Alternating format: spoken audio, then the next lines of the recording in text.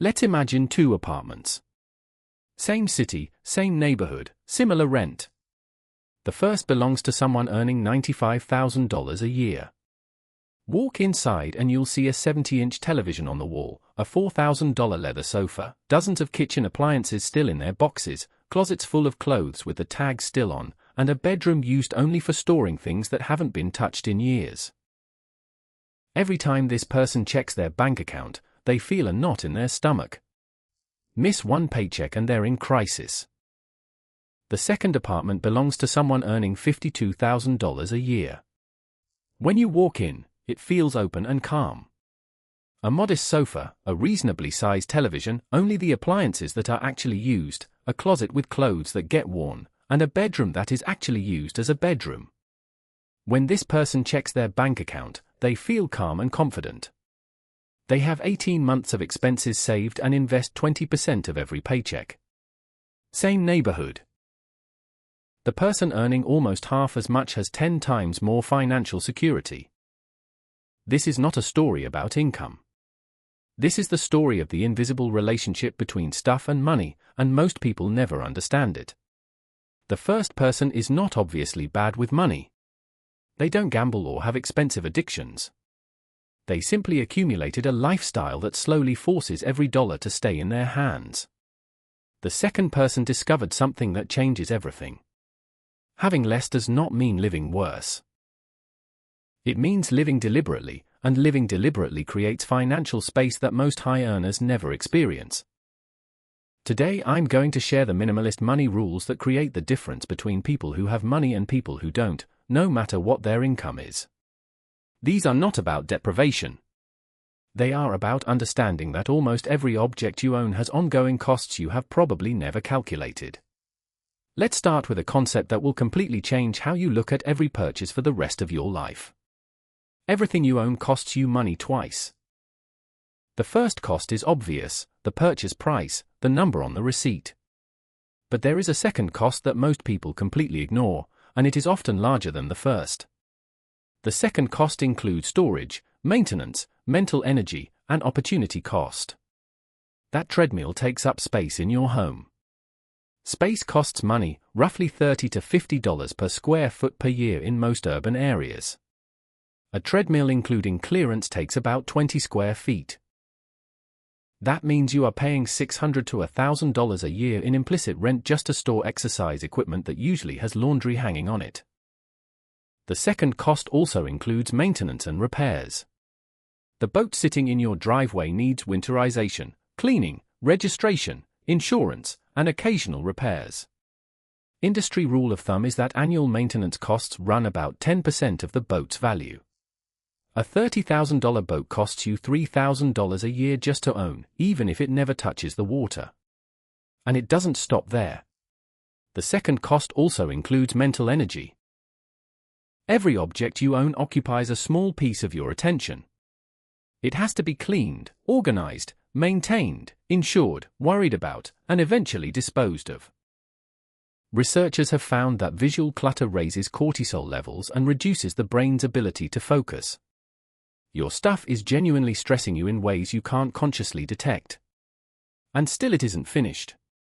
The second cost also includes opportunity cost. Every dollar locked in stuff is a dollar not invested. That $15,000 home gym could have been $15,000 in an index fund that would have grown past $50,000 in 15 years. You didn't just buy a home gym. You bought a home gym instead of future financial freedom. When you add up these hidden costs, the total cost of ownership for many items is higher than the purchase price. The sticker price is only the entry fee. The ongoing costs continue for as long as you own the object. Minimalists understand this intuitively. They don't avoid ownership because they dislike nice things. They avoid it because they calculate the real cost and decide most things aren't worth it. This leads to the first rule minimalists follow religiously, Rule 1. Calculate the cost per use before you buy. Before purchasing anything, estimate how many times you will realistically use it. Divide the total cost by that number. That gives you the cost per use, and it is the most honest measure of value. A $200 jacket worn twice costs $100 per wear. A $400 jacket worn 200 times costs $2 per wear. The expensive jacket is actually cheaper in every meaningful sense. This calculation instantly kills most impulse purchases. That $300 kitchen gadget you will use twice a year ends up costing $150 per use after the first year. That is an extremely expensive way to perform that task. Meanwhile, a $30 tool used weekly costs under 60 cents per use after the first year. Cost per use also reveals which purchases are genuinely valuable. A $2,000 mattress used every night for 10 years costs about 55 cents per use. For something that affects your health and energy every single day, that is extraordinary value.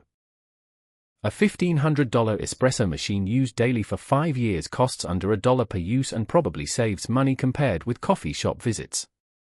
The math cuts through marketing, emotion, and social pressure. It reveals the difference between what feels appealing in the moment and what is actually financially meaningful. Rule 2. Put everything you own through the replacement test. Walk through your home and look at every object. Ask yourself a simple question. If this item disappeared today, would I pay money to replace it? Be honest. Would you really go buy another fondue set? Would you replace that bread maker collecting dust in the cupboard? Would you repurchase the clothes you haven't worn in 18 months? For most items, the honest answer is no. You would not buy them again.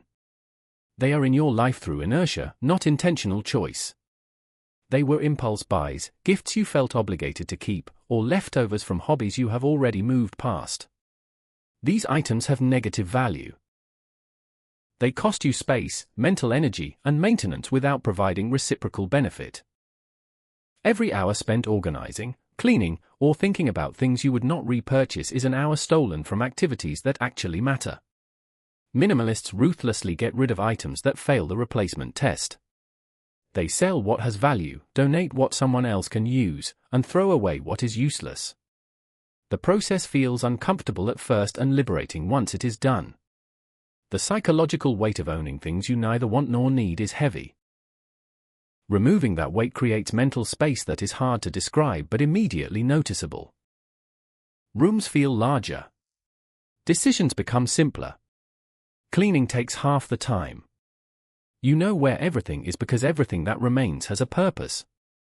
Rule 3. Do not upgrade out of boredom. There is a pattern I see constantly among people with good incomes but nothing to show for it. They upgrade perfectly functional items simply because they are bored or because a newer version exists. The television works perfectly, but the new model has slightly better contrast. The phone works flawlessly, but the new version has a slightly better camera. The car is reliable, but the new model year has updated styling. The furniture still does its job, but they are tired of looking at it. These upgrades feel like improvement. In reality, they are wealth destruction disguised as progress. Minimalists follow a strict policy: never replace anything that is still functionally working.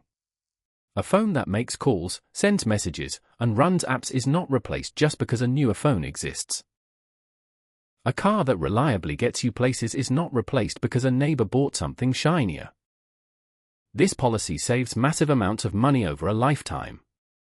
The average American replaces their phone every 2 or 3 years, usually while the previous phone still works perfectly. Over 30 years, that pattern costs $30,000 to $50,000 in unnecessary spending.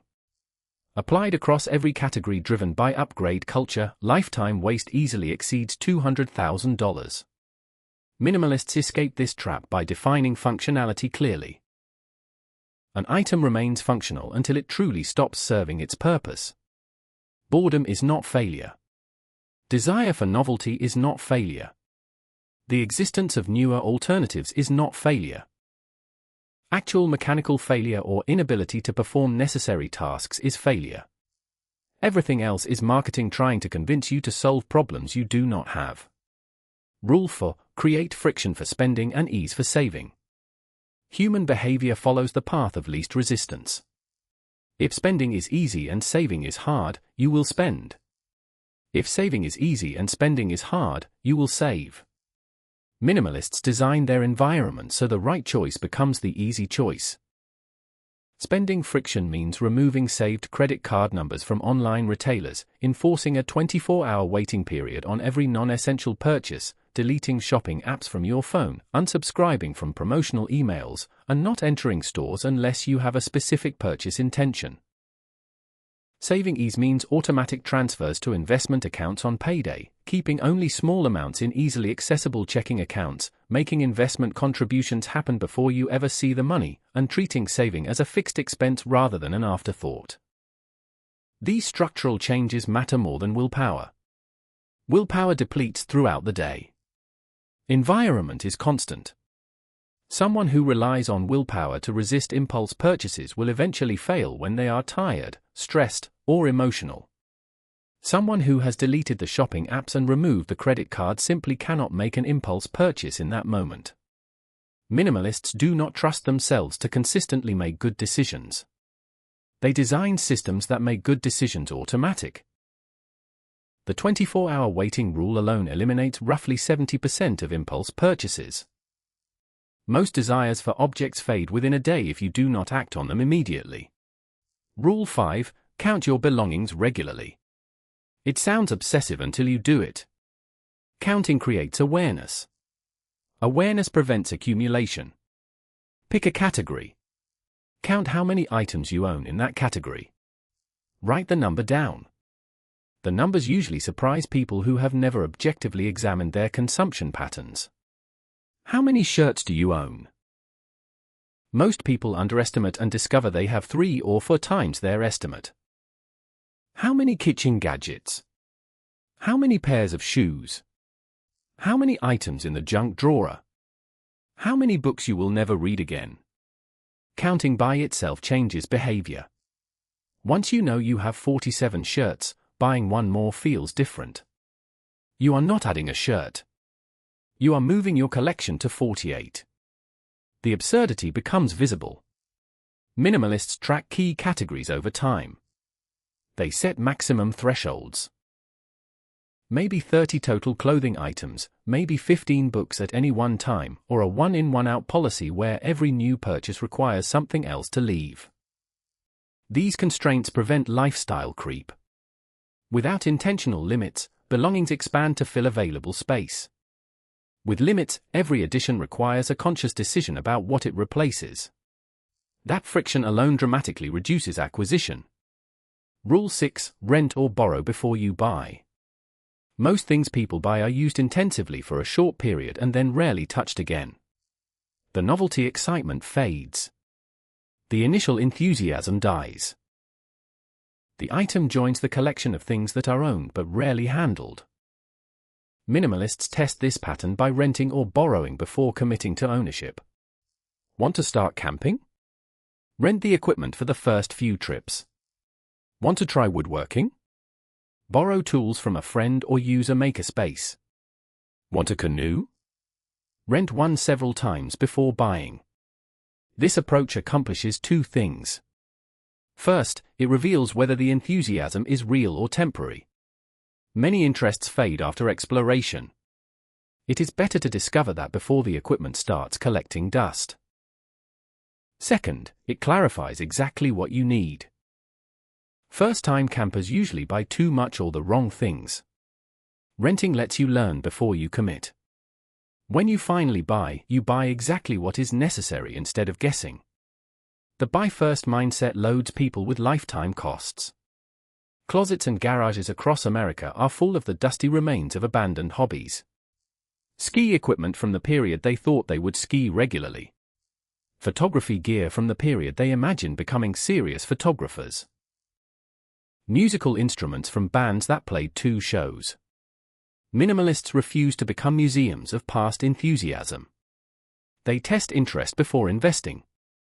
They keep the flexibility to explore without the burden of ownership.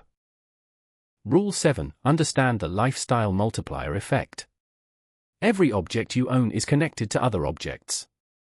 A boat requires a trailer, a vehicle with a hitch, storage fees, maintenance supplies, safety equipment, and appropriate clothing. A single purchase that looks isolated actually triggers a chain of supporting purchases. This is the lifestyle multiplier.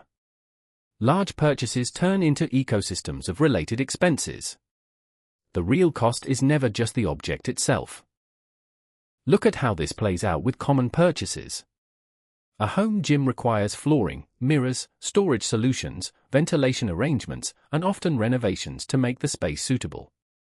A pool requires chemicals, cleaning equipment, covers, furniture, maintenance tools, and usually landscaping to complete the installation.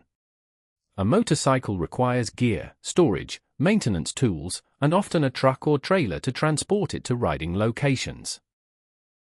Minimalists calculate the full ecosystem cost before every large purchase. They know a $5,000 purchase can actually represent $8,000 or $12,000 once all multiplier expenses are included. This full accounting often turns a purchase that looked reasonable into something obviously excessive. The multiplier also works in reverse. Eliminating one large item often eliminates an entire related expense category. Selling the boat means no more storage fees, insurance, registration, maintenance, or towing costs. The savings go far beyond the value of the object itself. Rule 8: define enough before you start earning more. There is something that consistently traps high earners. They never define what enough looks like. So they keep buying more without ever reaching satisfaction. Their income rises, they upgrade their lifestyle. The new lifestyle becomes normal, and they need another income increase just to feel like they are progressing. This cycle continues indefinitely. See you again next video. Thanks for watching. Don't forget to subscribe.